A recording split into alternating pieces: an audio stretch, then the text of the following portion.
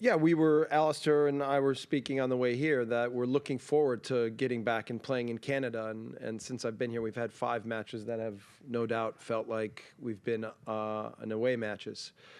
But I think we've talked about being stable, about moments when the opponent is gathering momentum, that we stay focused and concentrated at important times, and we find ways to kill momentum, mostly with the way that we play.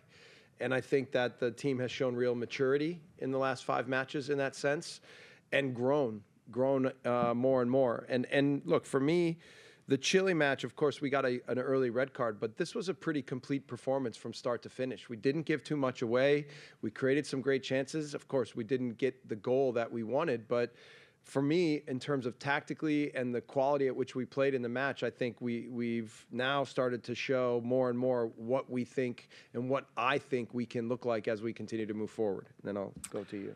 Yeah, and in terms of, for myself and the other guys in the team, I think that now we've got so many guys playing in Europe now and playing in these big matches, and even for the guys that play in the MLS, whatever league they're in, I think that, honestly, you know, with how our fan base works and how diverse Canada is, even our home games have been really difficult. And so I think that most of our matches with the national team have always been kind of in these kind of environments. And I think that has helped us in the long run, so that you do come and play the Argentinas, you know, Peru, Chile, whoever it is, and probably again here against Venezuela, is that we are ready for that because it's almost become the norm to us. So it's not something that's going to surprise us. It's not something that we're going to look at and go, oh, where are the Canada fans? We know they're there. They're just maybe in a smaller number and a bit more polite and quiet in a way.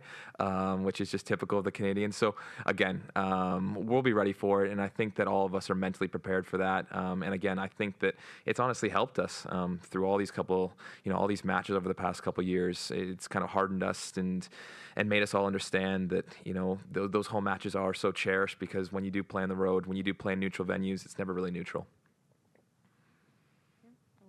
For the coach here, Maria Fernanda Alonso from Univision. Coach, it's not a coincidence that Canada is in the final phase.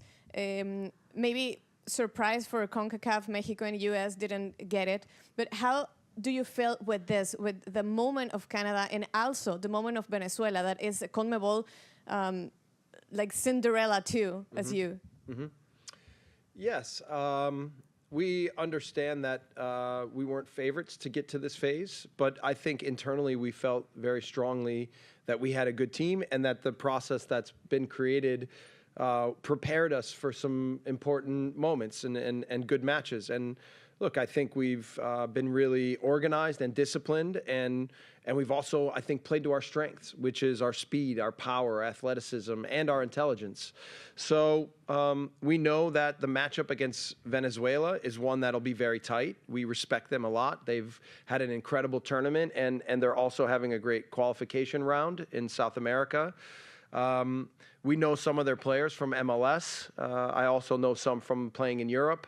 I've coached Christian Caceres, and I know what a great player he is. So, you know, in so many ways, we're really excited, and we are expecting the best from Venezuela, and we respect them fully and know that this is going to be our most difficult match yet. Aquí. Okay. Buenas tardes. Oscar Giovanni Castro, Venezuela, Imaginación 96.1. Profesor, su lectura y opinión de la selección Venezuela. Y una segunda pregunta. ¿Hasta dónde pudiéramos conocer el porcentaje de preocupación por la situación de Buchanan? ¿Pesa esta baja en su selección?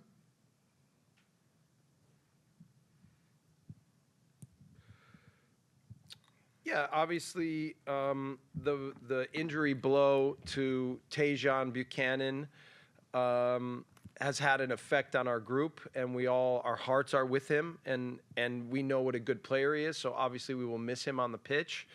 But this group is really special, and their togetherness and their unity and the way they support each other is different than anything I've ever seen. So over the last 48 hours, I've seen a group of players and really an entire team and supportive team come together in such a strong way.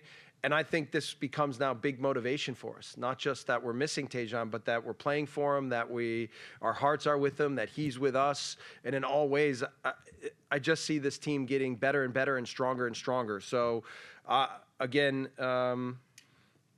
we wish he was with us and we wish he was healthy, but he's going to be back at the hotel with us tonight, and he's going to continue to be part of the group, and we're going to use his power and his personality and his motivation to drive us to do something special for him, not just for the team and for the country, but also for him. Hi, Coach. Gracias. Here is Belia Fernandez from Hispanic Sports Media.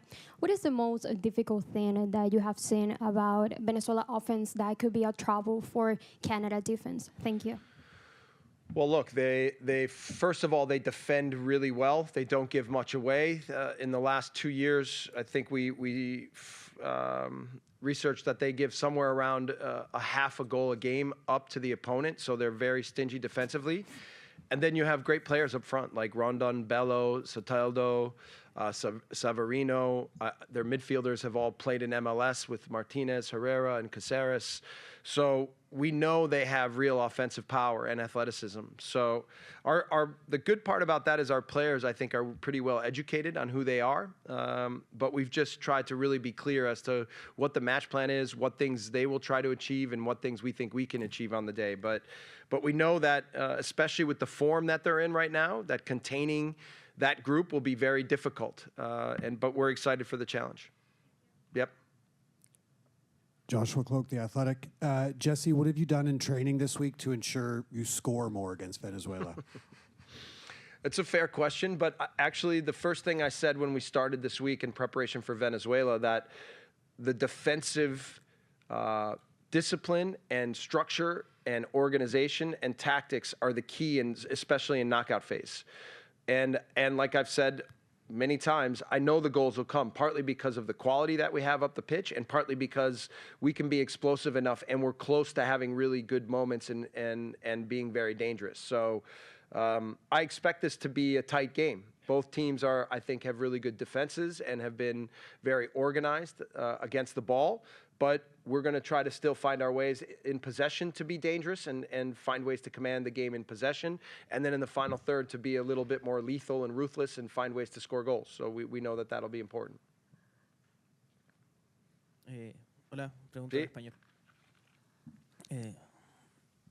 Jesse, Alistair, buenas tardes. Para Jesse quería preguntarte si han practicado penales, pensando que es una posibilidad en el partido de mañana que termine en empate de los 90 minutos y pasar a esa etapa. Y también, ¿qué has trabajado con el equipo para quizás tener más oportunidades de gol para poder romper ese cero que no fue posible contra Chile jugando con un jugador más? Y preguntarle a Alistair, son el único equipo organizador del próximo Mundial que queda en competencia.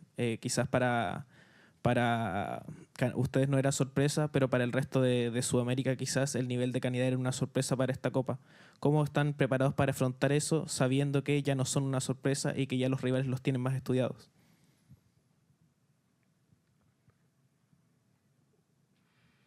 You go first. I go first? Yeah.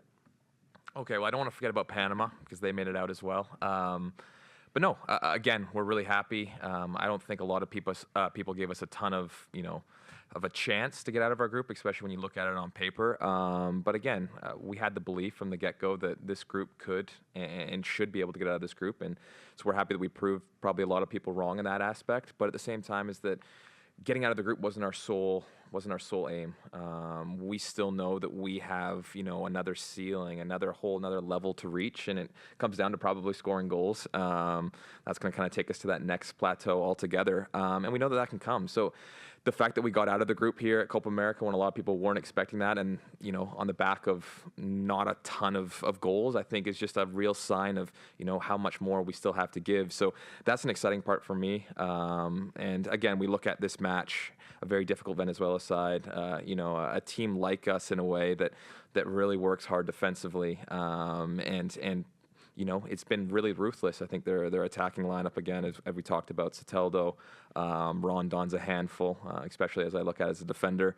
It's a team that we got to be, really prepared for. But at the same time, it's two teams that look at this as a glorious opportunity to really make a deep run in Copa America. So that's something that we're excited by. And again, full respect to the opponent, but at the same time, we really want and believe that we have a chance to do something special in this tournament. And that wasn't just getting out of the group. So it's an exciting time. Yeah, and Yeah, we've done analytics on our players, on the opponent for penalties.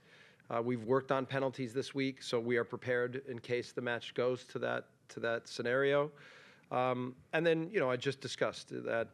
Yes, we have talked and worked on certain things about what we want to achieve in the final third. But again, we know that the key to this match is to be very disciplined and organized tactically and make sure that we don't give anything away. And we believe that over time we will find our chances and find our goals. Yep, thank you. Gracias. Coach Jesse, Felipe Ramis from No Puedo Tengo Fútbol. I want to ask you about Maxime Crepeau, your goalie. Yeah.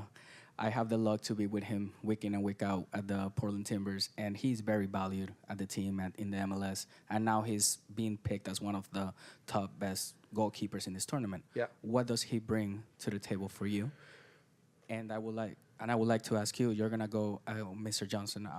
You're gonna go against one of the best Venezuelan players, which is Sotelo on your wing.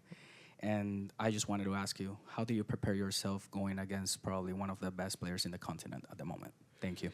No, you go first.